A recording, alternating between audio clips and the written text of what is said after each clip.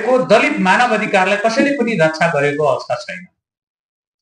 अहिले पनि दलित भएकै कारणले हजारौं मानिसहरूले चाहिँ आफ्नो ज्यानको आहुति दिनुपर्ने, ज्यान गुमाउनु पर्ने, अन्य कुरा त छोडिदिनुस्, वञ्चित हुनुपर्ने, पछाडि पर्नुपर्ने कुराहरू त छोडिदिनुस्, ज्यानै गुमाउनु पर्ने यस्तो जघन्य अपराध भइराख्दा पनि किन नेपाल सरकार, किन नेपालका राजनीतिक दलहरू चुप लागेर बसेका छन्? चन्द्रमामा बस्ती बसाउने एलन मस्कका सपनाहरू छन्। विश्व कहाँबाट कहाँ पुगिसक्यो, तर हामीले नेपालमा धरतीमा मानव हुन नसकेको अवस्था अहिले पनि छ। यो कुराको अनुभूति हामीलाई भइराखेको छ। हामी साँचो अर्थमा मानव हुन सकिराखेका छैनौँ। हामी के नेपाली होइनौँ? नेपालमा बसेर हामीले मानव हुन नसक्ने अवस्था हो कि अब हामीले पनि नेपालमा अर्को आन्दोलन, अर्को संघर्षको सुरुवात गर्नुपर्ने हो त? यस्ता खालका मुद्दाहरू दिएर फेरि तपाईहरु भित्रै विभेद छ भनेर फेरि जनतालाई अलमल्याउने कि उतैतिर फाल्दिने मुद्दा चाहिँ उतैतिर फाल्ने। क्रान्ति गर्नुपर्छ। कस्तो खालको क्रान्ति गर्ने हो? दलितहरूले माओवादी 10 वर्ष जनयुद्ध गरे, तपाईको 62 जनआन्दोलन गरे। त्यो आन्दोलन गर्ने बेलामा पनि, तपाईको माओवादी जनयुद्ध गर्ने बेलामा पनि समग्र व्यवस्था परिवर्तन सहित छुवाछुत र भेदभावको अन्त्यको मुद्दा थियो नि त दलितहरू लागेको।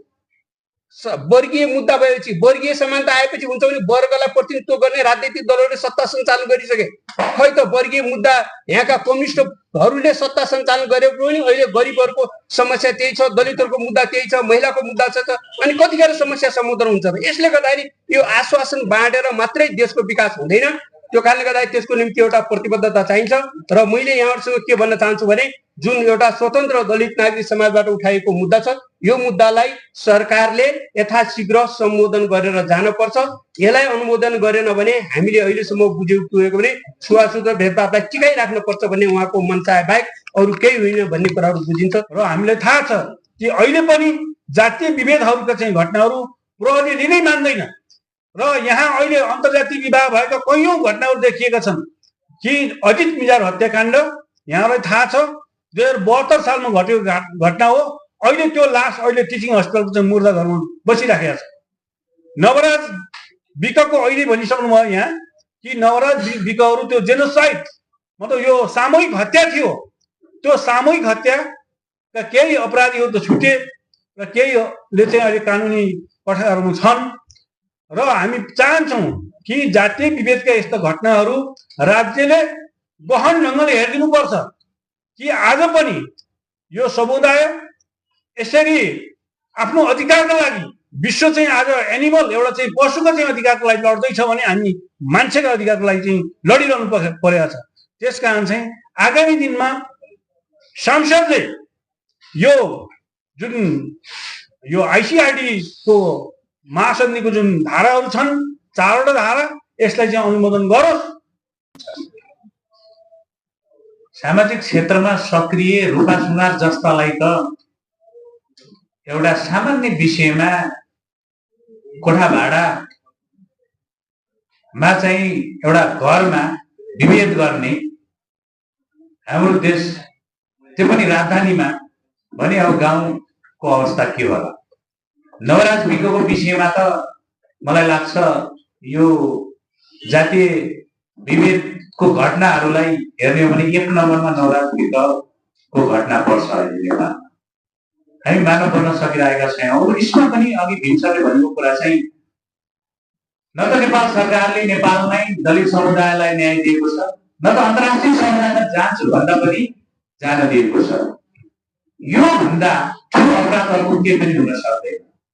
60 लाख करिब 60 लाख जनसङ्ख्या भएको दलित समुदायलाई यति धेरै उपेक्षा गर्ने हो भने मलाई लाग्छ अब 60 लाख दलितहरू एक ठाउँमा आएर सरकारका विरुद्धमा लाग्नु पर्दछ कि त नेपालमा court of justice for the Dalit community भनेर यथाशीघ्र बनाइनुपर्छ कि त हामीले अन्तर्राष्ट्रिय समुदायमा गएर हामी मानव हुन सकेनौँ, हामीलाई मानव हुन दिएन नेपालमा भन्ने खालको सुनिश्चितता चाहिँ नेपाल सरकारले त्यो बाटो खुला गरिदिनुपर्छ। होइन भने अब यथाशीघ्र आन्दोलन हामी सुरु गर्छौँ भन्ने भावसहित नेम्साले आफ्नो मन्तव्य राखिसक्नु भएको छ। अब यसपछि के स्वतन्त्र दण्ड नै गर्नुपर्ने अवस्था आयो त? अब हामीले मानवै हुन नपाउने अवस्था आएको हुनाले स्वतन्त्र दलित नागरिक समाज नेपालले आज यो पत्रकार सम्मेलनको आयोजना गरेको हो, जसको बारेमा हाम्रो आदरणीय संयोजकज्यूले धेरै कुरा प्रकाश पारेर गइसक्नु भएको छ। बडा दुःख लाग्छ। आज 54 वर्ष बितिसक्यो, नेपाल सरकारले पनि जातीय छुवाछुत मुक्त घोषणा राष्ट्र गरेको लगभग 17 वर्ष पुगिसक्यो, तर पनि जातीय विभेद जातकै कारणले हामीले धेरै दुःख बेहोर्नु परेको छ, ज्यान गुमाउनु परेको छ। यहाँ धेरै घटनाहरू छन्। यी घटनाहरूलाई अहिले मैले व्याख्या गर्नुभन्दा पनि वक्ताज्यूहरू यहाँ हुनुहुन्छ, उहाँहरूले ती विषयहरूलाई यहाँ उठान गर्नुहुनेछ भन्दै अब आफ्नो मन्तव्य राखिदिनका लागि दलित मानव अधिकार कर्मी मैले अघि पनि उद्घोषणा वास्तवमा भन्यो भने हाम्रै देशसँग एउटा स्वतन्त्र भएका देशहरू अहिले विकासको एउटा चरम चुलीमा पुगिसकेका छन्, तर हाम्रो एउटा विविधता भएको देश, यहाँ प्राकृतिक हिसाबले, एउटा सांस्कृतिक हिसाबले, भाषाको हिसाबले, हरेक धार्मिक हिसाबले हरेक खालको विविधता भएको देशहरूमा पनि अहिले यस्तो खालको गरिबी, अशिक्षा र एउटा देशबाट उत्पादक जनशक्ति एउटा पलायन हुनुपर्ने अवस्थामा पुगिराखेका छौँ। त्यो कारणले गर्दाखेरि यसको प्रतिफल भनेको यही हो। वास्तवमा भन्यो भने यहाँ शासन, यहाँको अब यो शासन गर्दाखेरि कसलाई दोष दिने भनेर हामी अलमलाउनु पर्ने, हिचकिचाहट गर्नुपर्ने अवस्थाहरू छैन। यहाँको राजनैतिक हामी मल्टी पार्टी सिस्टममा छौँ। पार्टीको नेताहरू नै निर्णायक हो र पार्टीको नेताहरूले जुन अवस्था रहिराखेको छ यो देशलाई यो ठाउँमा पुर्याउनको निम्ति उहाँले जिम्मेवारी लिन पर्छ। त्यो कारणले गर्दाखेरि अहिले अब चुनाव भयो, चुनाव पछाडि फेरि अर्को चुनाव, अर्को मिसनको कुरा मात्रै छ। उहाँहरूले आफूले जितेका सांसद, मान्य त्यहाँको तपाईँको नगरपालिकाको मेयरबाट देशलाई यो ठाउँमा पुर्याउँछु भन्ने खालको सोच विचार दृष्टिकोण होइन। हामीले जहिलेसुकै यस्तै अस्थिरताका कुराहरू सुनिराखेका छौँ। यो नेपाली जनताको लागि एउटा दुर्भाग्यको कुरा हो र मलाई लाग्छ त्यसमध्येमा देशको एउटा 1/4 जनसङ्ख्या ओर्ने दलित समुदायहरू वास्तवमा देशको एउटा सृजनशील हो, प्राविधिक जनशक्ति हो। यसको मूल आधार नै वास्तवमा देश विकासको निम्ति प्राविधिक जनशक्तिलाई छुवाछुत जस्तो भेदभाव तपाईँको समाजमा टिकाइ राख्ने काम चाहिँ यही राजनैतिक दलहरूबाट, यही दलका प्रमुख व्यक्तिहरूबाट, यहाँ कुनै गाउँका गैर दलितहरूले अथवा तपाईँको अशिक्षित व्यक्तिहरूले टिकाएको होइन। यो टिकाउने भनेको उहाँहरूले हो। त्यसको पछाडिको कारण के हो भने 3000 वर्षदेखि छुवाछुत र भेदभाव समाजमा राख्ने, छुवाछुत र भेदभाव अन्त्य गराउनको निम्ति अथवा साथी सबै प्रकारका जातीय भेदभाव उन्मूलन महासन्धिलाई कार्यान्वयन गराउनको निम्ति उहाँहरूले के काम गर्नुभयो त? कहाँ छ योजनाबद्ध तरिकाले छुवाछुत अन्त्य गर्ने कुनै योजना? पैसा छ? बिना पैसै काम हुँदैन। हेर्नुहोस्, बिना पैसै कुनै पनि काम हुँदैन। काम हुनको निम्ति स्रोत साधन चाहियो। अहिले नेपालमा कति टेलिभिजन छन्, कति रेडियो छन्, खै छुवाछुत र भेदभावको विषयमा तपाईँको समाचार सम्प्रेषण गर्नको निम्ति सरकारले कम्तीमा टेलिभिजनहरूलाई, तपाईँको एफएमहरूलाई, युट्युबका साथीहरूलाई कम्तीमा सहुलियत स्वरूप केही पैसा दिएको भए उहाँहरूले काम गर्नुहुन्थ्यो होला। तर त्यो खालको कुराहरू हुँदैन। यहाँहरूलाई थाहा छ, तपाईँहरूले नै बजाउने गर्नुहुन्छ। बिहान तपाईँको 6 बजेदेखि साँझको 11 बजेसम्म एउटै नेताको भाषण तपाईँको 10 पटक बजिरहेको छ। त्यो भाषणबाट केही हुँदैन। त्यो बोल्ने मात्रै हो, भोट ब्याङ्क गराउने, जनतालाई ढाँट छल गर्ने कुराहरू। तर जनताका मुद्दाहरूको बारेमा यहाँको मिडियाहरूले पनि प्राथमिकता दिनुपर्ने परिस्थिति बनेको छैन। त्यसको पछाडिको कारण यहाँहरूको होइन, किनभने त्यही समाचार बिग्छ। यहाँहरूलाई त जुन समाचार जनताहरूले सुन्न चाहन्छन्, जो समाचार अलिकति जान्छ त्यही कुरालाई प्राथमिकता दिने हो। तर छुवाछुत, अन्यायमा परेको महिलाका, मधेसीका, बालबालिकाका, गरिब मान्छेहरूको यस्ता खालका मुद्दाहरूमा तपाईँको यहाँको सरकारले वास्तवमा एउटा नीति ल्याएर एउटा बाध्यात्मक स्थितिमा यो सम्प्रेषण गर्नको निम्ति जान पर्ने हो। अहिले हरेक वर्ष तपाईँहरूलाई थाहा छ बजेट आउँछ। बजेट आइसक्यो भने के हुन्छ, त्यो फ्रिज भएर जान्छ, जनतालाई सूचनै छैन। तर हामी एउटै नेताको भाषण 10 पटक बजाइराखेका छौँ। सायद कार्यक्रम तपाईँको साँझ र बिहान बजेटको विषयमा, कार्यक्रमको विषयमा जान पर्थ्यो नि। तर त्यो कारणले गर्दाखेरि मलाई के लाग्छ भने नेपाल चाहिँ यति एउटा हरेक प्राकृतिक स्रोत साधनले, जनशक्तिको हिसाबले, जल स्रोतको हिसाबले, वन जङ्गल जमिनको हिसाबले यति विविधता भएको देश, एउटा सम्पन्न देश भएर पनि हामी गरिब अवस्थामा छौँ। अहिले पनि हामीलाई एउटा गाउँमा जाने हो भने सिटामोलको समस्याहरू छ, एउटा अहिले तपाईँको यातायातको समस्याहरू छ, भ्रष्टाचार मौलाइराखेको छ।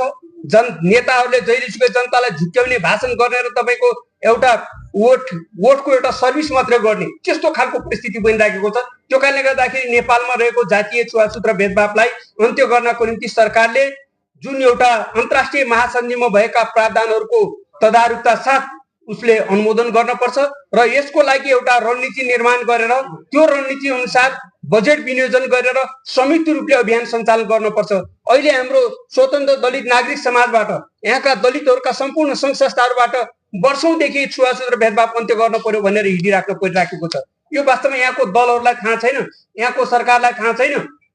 जनताको कर लिएर तपाईँको कुर्सीमा बस्ने तर काम नगर्ने, कार्यान्वयन नगर्ने कसरी देशको विकास हुन सक्छ त? त्यो कारणले गर्दाखेरि म यहाँहरूसँग के भन्न चाहन्छु भने दलितको अधिकार भनेको यो दलितको मात्रै होइन, यो समग्र मानव अधिकारको कुरा हो। मान्छे जन्मेपछि बाँच्न पाउनुपर्छ, उसले आफ्नो स्वतन्त्रपूर्वक बोल्न पाउनुपर्छ, सङ्गठित हुन पाउनुपर्छ, एउटा डिग्निटी एउटा सम्मानित जीवनयापन गर्न पाउनुपर्छ। तर दलितहरूलाई खै सम्मानित जीवनयापन गर्ने खालको वातावरण भएको? काम नगर्ने अनि विभेद भएन भनेर तपाईँको सरकारका मन्त्रीहरू प्रधानमन्त्रीहरू आएर गुनासो व्यक्त गरेर हुन्छ? काम गर्न पर्यो नि। छुवाछुतको अन्त्य गराउनको निम्ति तपाईँको यहाँको सती प्रथा अन्त्य हुन सक्छ, तमाम खालका दास प्रथा अन्त्य हुन सक्छन्, के छुवाछुत अन्त्य हुन सक्दैन? यो त वास्तवमा राजनीतिक दलहरूले वास्तवमा भोट ब्याङ्क बनाउने, खेलाउने, जनताहरूलाई फुटाएर राज गर भन्ने नीति अनुसार यो राखिराखेको छ। यसमा अरू कुनै कारण छैन।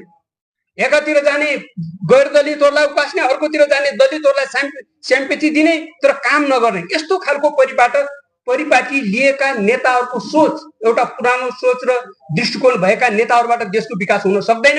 त्यो कारणले गर्दाखेरि अब नेपाली जनताहरूले समग्र देशको विकासको निम्ति एउटा मानव अधिकारको सुनिश्चित गर्ने खालको सोच र विकास र दृष्टिकोणलाई अगाडि लिएर जानुपर्छ। र मलाई लाग्छ देश एउटा यस्तो भएको छ, तपाईँ हामीले हेरिसकेका छौँ। इन्डियाले नाकाबन्दी लाउने बेला नेपाल कस्तो अवस्थामा भएको थियो? एउटा प्लेटफर्म जस्तो भएको छ। पेसेन्जरहरू ल्याउने, त्यो पेसेन्जर प्लेटफर्ममा खाली हुन्छ, फेरि जान्छ, त्यस्तो खालको। देशमा उत्पादन छैन, यहाँ कमिसनको मात्रै खेल छ। कमिसन खाने, त्यसैबाट बाँध्ने, विभिन्न सेक्टरमा कमिसन। तपाईँ हामीले हेर्दै जाउँ त देशमा उत्पादनको हिसाबले कहाँ भइराखेको छ? उत्पादन गर्ने ठाउँै छैन, त्यो खालको इन्भेस्ट छैन, त्यो खालको सोच छैन। त्यो कारणले गर्दाखेरि यो एउटा लिडरसिप वास्तव बन्यो भने नेपालमा लिडरसिप असफल भइसकेको कुराहरू छ। तर जनताहरूलाई एउटा आफ्नो विचार, राजनीतिक पार्टीको विचार र दृष्टिकोणको हिसाबले दास गुलाम बनाउने खालको त्यो खालको सोचबाट देशको विकास हुन सक्दैन। त्यसै अनुरूप दलितहरूलाई पनि हेरिएको छ। दलितमा भएको एउटा सिपलाई, ज्ञानलाई, प्रविधिलाई देश विकासमा लगाउनुको सट्टा दलितहरूलाई यही छुवाछुत र भेदभावका मुद्दाहरूमा उनीहरूको पहिला एउटा तरिकाले सर्वहारा बनाए, अहिले फेरि त्यसैमा लागेर फेरि उत्पादनमूलक ठाउँमा लाग्ने ठाउँमा मान्छेहरूलाई फेरि यही मुद्दामा लाग्यो भनेर फेरि अर्को खालको एक्सप्लोइटेसन गर्ने। र मलाई कहिलेकाहीँ अचम्म लाग्छ, म 30-35 वर्षको यो मुद्दामा हिँडेको, उहाँहरूलाई मञ्च दिने हो भने तपाईँ हामीलाई के भन्नुहुन्छ? तपाईँहरूको त मुद्दै क्लियर छैन, यो त बिस्तारै हुने हो, फेरि क्रान्ति गर्नुहोस्। सम्मेलनले यो पत्रकार सम्मेलन किन भइराखेको छ भन्ने विषय चाहिँ यहाँहरूले जानकारी पाइसक्नुभयो कि जातीय रङ्गभेद तथा छुवाछुत विरुद्धको जुन महासन्धि थियो, त्यो महासन्धिमा नेपालले जब हस्ताक्षर गरेर आइसक्यो, त्यो हस्ताक्षर गर्दाखेरि 3-4वटा कुराहरूमा चाहिँ असहमति जाहेर गरेको थियो। र त्यो असहमति जाहेर गर्दाखेरि प्रायः यो दलितकै अधिकारहरूको विषयमा नै थियो। र विशेष गरी एउटा धारा 14, जुन धारा 14मा चाहिँ के छ भनेदेखि त्यहाँ चाहिँ जातीय विभेद भयो भनेदेखि नेपाल सरकारले त्यो जातीय छुवाछुतको मुद्दालाई राम्रोसँग हेरिदिएन भने अन्तर्राष्ट्रिय स्तरको चाहिँ सडक समितिमा चाहिँ उजुरी गर्न सक्ने प्रावधान थियो। त्यो प्रावधान अहिले चाहिँ त्यो धारा 14बाट चाहिँ निषेध गरिएको छ। त्यस कारणले ती 4वटा धाराहरूलाई संसदबाट पारित गरेर त्यसको जानकारी चाहिँ संयुक्त राष्ट्रसङ्घलाई चाहिँ दिनुपर्छ र यो भइरहेको छैन। र अर्को कुरो के छ भनेदेखि नेपाल सरकारले संविधानले जुन व्यवस्था गरेको छ, नेपालको संविधान 2072, त्यो 2072को संविधान हामीले विश्वको चाहिँ उत्कृष्ट संविधान भनेर भनेका थियौँ। र मैले पनि भनेको थिएँ कि नेपालको संविधान आउँदाखेरि, नयाँ संविधान आउँदाखेरि यो विश्वकै उत्कृष्ट संविधान हो भनेर भनिएको थियो। किनभने त्यहाँ मौलिक हकका रूपमा हजारौं वर्षदेखि पछाडि पारिएका जुन दलितहरूको लागि स्पेशल रूपमा मौलिक हकमा धारा 24 छुवाछुत तथा भेदभाव विरुद्धको हक भनेर भनिएको छ र यसको उपधारा 1 मा सार्वजनिक तथा निजी क्षेत्रमा पनि विभेद गर्न पाइने छैन भनेर भनेको छ। सार्वजनिक भने त सार्वजनिक स्कुल कलेज हरेक ठाउँ भए र निजी भने एउटा निजी घरमा पनि विभेद गर्न पाइँदैन, सहज रूपमा उसलाई चाहिँ भित्र जान पाउनुपर्छ भन्ने कुरो व्यवस्था हो। त्यसपछि दलितको हक भनेर चाहिँ धारा 40 मा व्यवस्था गरिएको छ र त्यसले के भन्छदेखि उपधारा 1 मा नेपालको कुल जनसङ्ख्या त्यो जनसङ्ख्याको आधारमा चाहिँ समानुपातिक समावेशीको आधारमा चाहिँ राज्यका हरेक अङ्ग र निकायमा चाहिँ प्रतिनिधित्व गराउनुपर्छ भन्ने व्यवस्था भएको छ। तर जब संविधान कार्यान्वयनमा आयो त्यसपछि यो कार्यान्वयन हुनै सकेन। हामीले देखिरहेका छौँ, मैले पूर्व सदस्य सचिवको हैसियतले पनि म भन्न चाहन्छु, राष्ट्रिय दलित आयोगको पूर्व सदस्य सचिवको हैसियतले कि पेरिस प्रिन्सिपल 1971 अक्टोबर 7 र 7, 8, 9 गते 9 तारिकमा पेरिसमा चाहिँ एउटा अन्तर्राष्ट्रिय स्तरको चाहिँ सम्मेलन भयो। त्यो सम्मेलनले चाहिँ संवैधानिक आयोगहरू स्वतन्त्र र स्वायत्त र क्वासी जुडिसियरी अर्धन्यायिक निकायको रूपमा चाहिँ काम गर्न पाउनुपर्छ भन्ने माग थियो र त्यसलाई 1992 मा मानवाधिकार उच्च आयुक्त कार्यालयले चाहिँ ओन गर्यो। त्यसपछि 1993 मा चाहिँ यसलाई चाहिँ पारित गरियो र संवैधानिक आयोगहरू चाहिँ स्वतन्त्र, निष्पक्ष, स्वायत्त र अर्धन्यायिक निकायमा चाहिँ यसले चाहिँ आफ्नो काम कर्तव्य अधिकार चाहिँ प्रयोग गर्न पाउनुपर्छ भन्ने चाहिँ त्यो व्यवस्था गरिएको थियो। तर यहाँ के छ भनेदेखि आयोगहरू स्वतन्त्र छैनन्, आयोगहरू नाम मात्रका आयोगहरू छन्। आयोगको ऐन, त्यहाँ ऐनमा चाहिँ के व्यवस्था थियो, एउटा दफा भनेदेखि जातीय विभेद अथवा चाहिँ त्यस्ता खालको चाहिँ मानवाधिकार विरुद्धको चाहिँ अपराधहरू भयो भनेदेखि चाहिँ सरकारलाई चाहिँ यो काम गर भनेर चाहिँ निर्देशन दिने खालको चाहिँ एउटा बुँदा थियो। तर पछि यो संशोधन भएर त्यो राष्ट्रिय महिला आयोग, राष्ट्रिय दलित आयोग, राष्ट्रिय मानवाधिकार आयोगलाई चाहिँ त्यो निर्देशन दिने होइन, सुझाव दिने भनेर चाहिँ परिणत गरियो। त्यसरी यसरी संवैधानिक आयोगहरूलाई चाहिँ एउटा पङ्गु बनाउने चाहिँ काम भयो। त्यसकारण चाहिँ हामी यी संवैधानिक आयोगहरू पूर्ण रूपमा क्वासी जुडिसियरी अर्धन्यायिक निकायको रूपमा चाहिँ काम गर्न पाउनुपर्छ र यसले जति पनि मानवाधिकार विरुद्धका चाहिँ घटनाहरू घटेका छन्, चाहे त्यो जातीय विभेद होस्, चाहे महिलामाथि हुने विभेदहरू हुन्, त्यस्ता मानवाधिकार विरुद्धका अपराधहरू प्रहरीले राम्रोसँग चाहिँ त्यो अनुसन्धान गर्न सकेन। त्यो एफआईआर भन्छन् सुरुमा चाहिँ त्यहाँ जाहेरी दर्ता लिनै मान्दैन कतिपय घटनाहरूमा। यस्तो अवस्थामा चाहिँ राष्ट्रिय स्तरको चाहिँ आयोगहरू, त्यो महिला आयोग, दलित आयोग र राष्ट्रिय मानवाधिकार आयोगले आफैले त्यो उजुरी लिने, छानबिन गर्ने र कारबाहीको लागि सिफारिस गर्ने खालको चाहिँ त्यो अधिकारहरू सुनिश्चित हुनुपर्छ भन्ने हाम्रो धारणा हो। र अहिले पनि हामीलाई लाग्छ कि राज्यका हरेक तह र तबका निकाय अङ्गहरूमा चाहिँ दलितको समानुपातिक समावेशीको आधारमा चाहिँ प्रतिनिधित्व हुनुपर्छ भन्ने जुन संवैधानिक व्यवस्था छ त्यसलाई लागू भएको छैन। हामीले देखिराखेका छौँ कि अहिलेको मन्त्रीमण्डलमा एकजना राज्य मन्त्री हुनुहुन्छ, 25 जनाको मन्त्रीमण्डलमा एकजना राज्य मन्त्री हुनुहुन्छ। त्यसमा पनि हामीले त सर्वोच्च अदालतमा एउटा चाहिँ संविधानले व्यवस्था गरे अनुसार चाहिँ एउटा चाहिँ हामीले रिट हालेका थियौँ कि हरेक राज्यका हरेक निकायमा चाहिँ समानुपातिक समावेशीको चाहिँ आधारमा चाहिँ प्रतिनिधित्व हुनुपर्छ भन्ने एउटा चाहिँ रिट हालेका थियौँ। त्यो रिट हाल्दाखेरि चाहिँ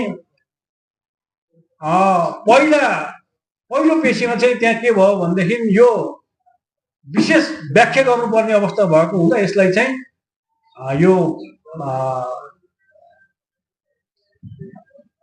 यसलाई चाहिँ अगाडि बढाउनु पर्छ भन्ने खालले चाहिँ आदेश भएको थियो। तर पछि त्यो मुद्दा अर्को बेन्चमा पर्यो, पर्दाखेरि त्यो रिटै खारेज भयो।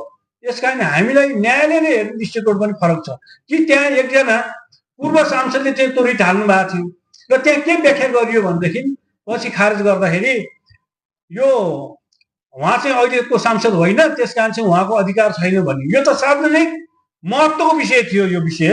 त्यस कारण चाहिँ यस्ता सार्वजनिक विषयका महत्त्वहरू जसले पनि त्यो रिट हाल्न पाउँछन्, जहाँ विभेद हुन्छन्, जहाँ अधिकारहरू कुण्ठित हुन्छन्, संविधानले दिएको अधिकारहरू जहाँ कुण्ठित हुन्छन्, त्यसका लागि सार्वजनिक सरोकारको विषयमा जसले पनि नेपाली नागरिकले चाहिँ उजुरी गर्न सक्छ, त्यस्तो खालको रिट हाल्न सक्छ भन्ने संवैधानिक व्यवस्था नै छ।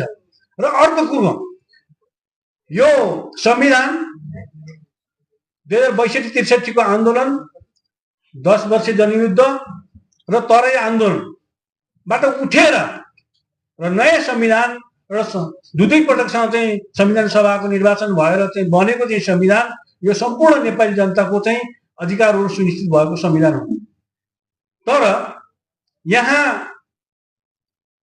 10 वर्ष जनयुद्ध भइसकेपछि, माओवादीहरू शान्ति वार्तामा आइसकेपछि, संविधान बनिसकेपछि पनि अहिलेसम्म सत्य निरूपण तथा मेलमिलाप आयोग र बेपत्ता छानबिन आयोग बन्न त बन्यो, त्यसले चाहिँ काम राम्रोसँग सञ्चालन गर्न सकेन। र अस्ति भर्खरै फेरि त्यहाँ चाहिँ यो अब नयाँ कार्य समितिको लागि भनेर चाहिँ नयाँ आयुक्तको लागि भने चाहिँ यो भ्याकेन्सी मतलब त्यो खालको चाहिँ विज्ञापन गरियो। र मैले त्यही बेला भनेको थिएँ यो देखाउने दाँत मात्रै हो, यसले केही पनि काम गर्दैन भनेर मैले त्यही बेलामा चाहिँ भनेको थिएँ। र पछि थाहा भयो कि यो त्यो समिति नै भङ्ग गरियो। त्यस कारण चाहिँ यस्ता विषयवस्तुहरू कि सत्य निरूपण तथा मेलमिलाप आयोग र यो बेपत्ता छानबिन आयोगमा चाहिँ एकजना दलितको अनिवार्य रूपमा चाहिँ प्रतिनिधित्व हुनुपर्छ भन्ने हाम्रो माग हो। किनभनेदेखि त्यो 10 वर्ष जनयुद्धमा चाहिँ धेरै दलितहरूले चाहिँ आफ्नो ज्यान आहुति गरेका छन्, कुर्बानी गरेका छन्।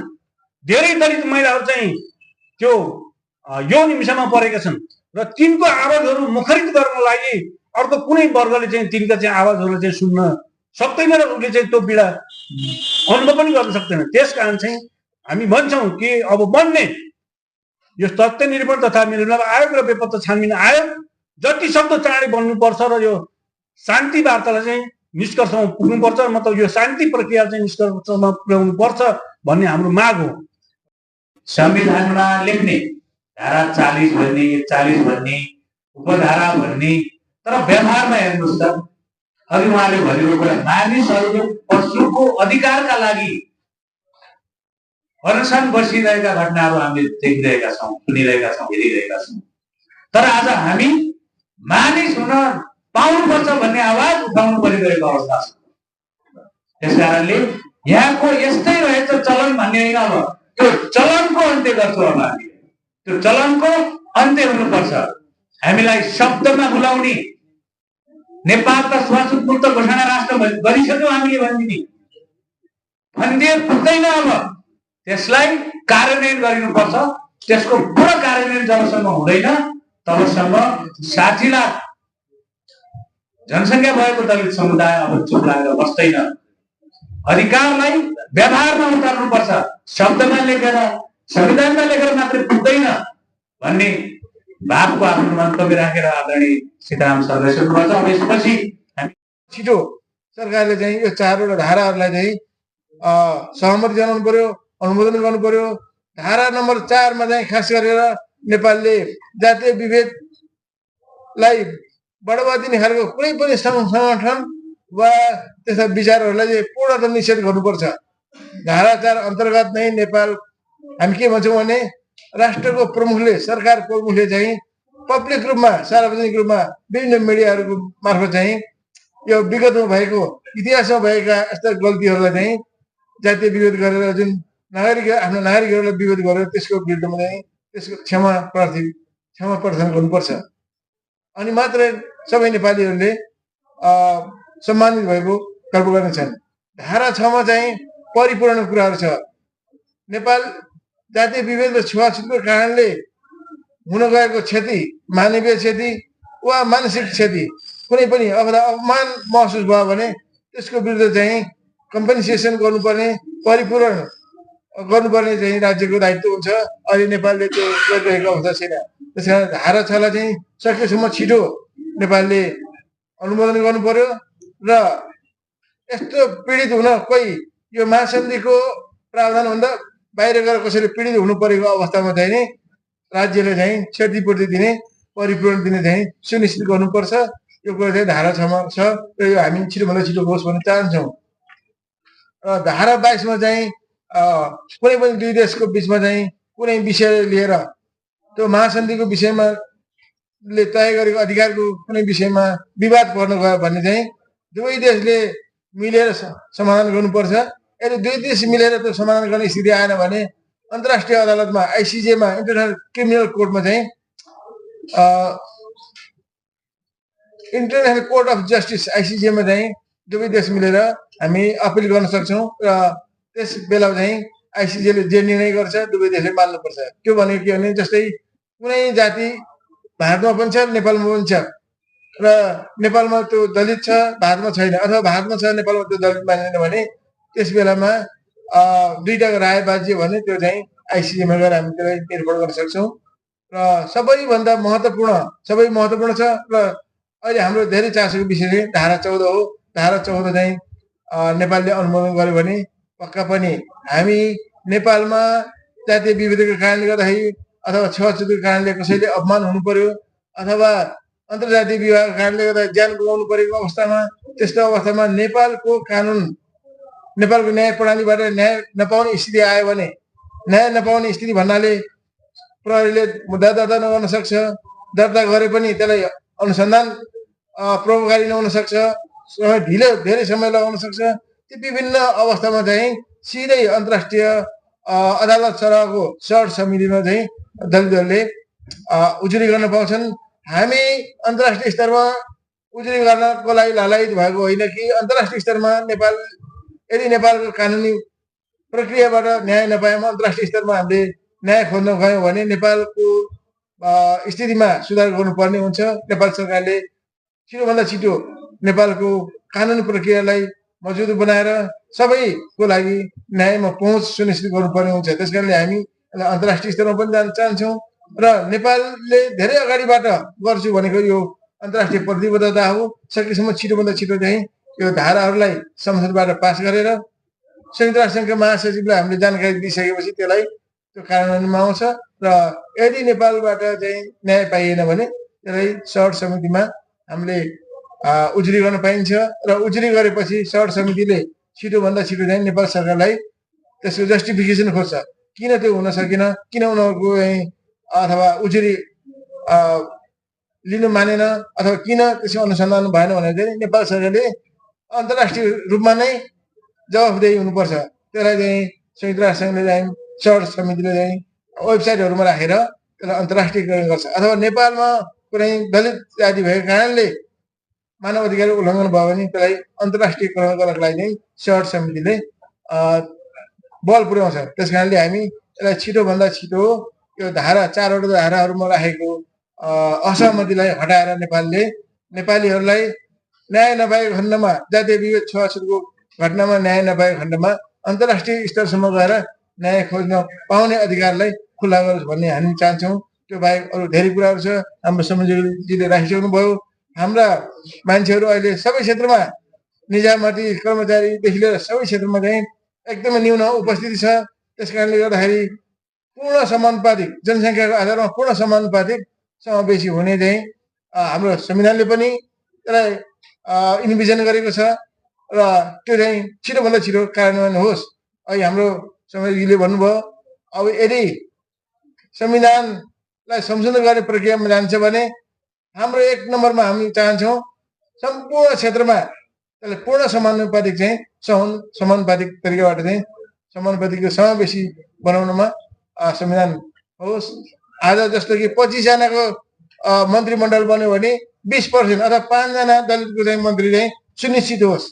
त्यस्तै गरेर 77 जिल्लामा सिडिओ हुँदाखेरि कमसेकम 15 जना सिडिओ चाहिँ दलित समुदायबाट सुनिश्चित गर्नुपर्छ भन्ने चाहिँ हामी चाहन्छौँ। त्यस्तै हरेक क्षेत्रमा जहाँ 5 जनाको उपस्थिति हुन्छ, चाहे त्यो उपभोक्ता समिति होस् चाहे त्यो मन्त्रालयको क्याबिनेट होस्, हरेक ठाउँमा चाहिँ 5 जनाको सहभागी हुने ठाउँमा कमसेकम 1 जना दलितको उपस्थिति अनिवार्य चाहिँ सरकारले गर्नुपर्छ। संविधानले गरेको छ, तर यसलाई कार्यान्वयन भएको छैन।